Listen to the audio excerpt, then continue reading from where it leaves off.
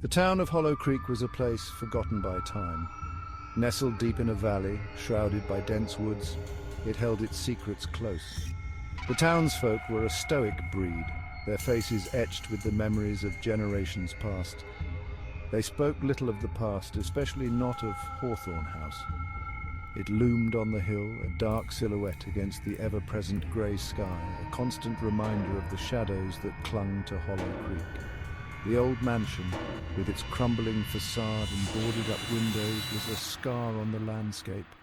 Locals whispered tales of the family who had met their demise within its walls, their souls forever trapped within its decaying timbers. Children were warned never to stray too close, lest they too become ensnared in its sinister embrace.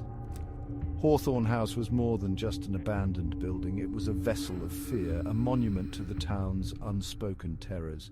It stood as a silent testament to the darkness that lay dormant beneath the surface of Hollow Creek, waiting for the right moment to awaken, and awaken it would. Built in the early 1800s, Hawthorne House had once been a beacon of prosperity. The Hawthorne family, known for their wealth and influence, had hosted lavish parties within its grand halls. But their fortune, like the changing tides, had shifted. Tragedy struck the family one after another until only whispers of their names remained. The house fell into disrepair, its once gleaming white paint now peeling and faded. The ornate iron gates, rusted and overgrown with ivy, creaked ominously in the wind. The gardens, once a riot of colour and fragrance, were now choked with weeds, the remnants of forgotten beauty. Locals spoke of strange lights emanating from the house at night, accompanied by the sound of disembodied voices and mournful cries.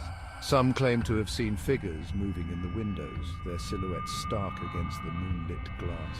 But these were just stories, whispered in hushed tones, their veracity never confirmed, yet never entirely dismissed. Hawthorne House stood as a stark reminder that, even in the brightest of times, darkness always lurks nearby, waiting for its opportunity to claim what was once light.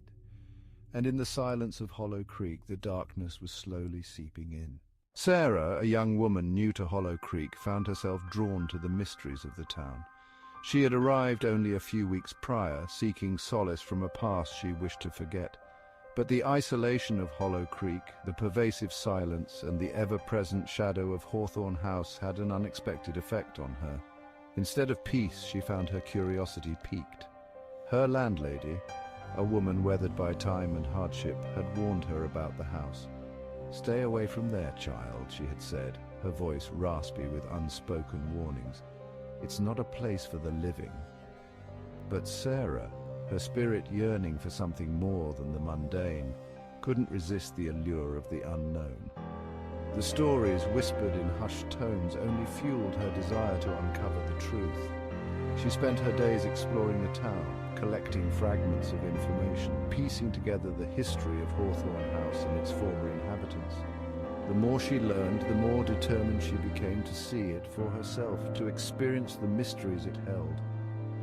She knew it was reckless, perhaps even foolish, but something within her, a deep-seated yearning for adventure, for something more than the ordinary, compelled her forward. She would face the darkness, confront the unknown, and in doing so, maybe she would finally find the solace she so desperately sought. As twilight descended upon Hollow Creek, casting long, eerie shadows across the town, Sarah made her decision. The air was thick with anticipation, the silence broken only by the distant rumble of thunder. A storm was brewing, its fury mirroring the turmoil within Sarah's heart. This was her chance, under the cover of darkness, to approach the house unnoticed. Ignoring the warnings echoing in her mind, she set off towards the hill. The wind howled through the trees, its mournful cries urging her to turn back. Rain began to fall, cold and relentless, soaking through her clothes, but she pressed onward, her resolve unwavering. The closer she got to the house, the more oppressive the atmosphere became. The air grew heavy, charged with an unseen energy that sent shivers down her spine. Lightning flashed, illuminating the house in stark detail, its broken windows like empty eyes staring back at her. Thunder roared, shaking the very ground beneath her feet. Fear gnawed at the edges of her courage, but still she continued her ascent, drawn to the house like a moth to a flame. She had come too far to turn back now. She would face her fears, uncover the secrets hidden within those crumbling walls, even if it meant confronting the darkness that awaited her.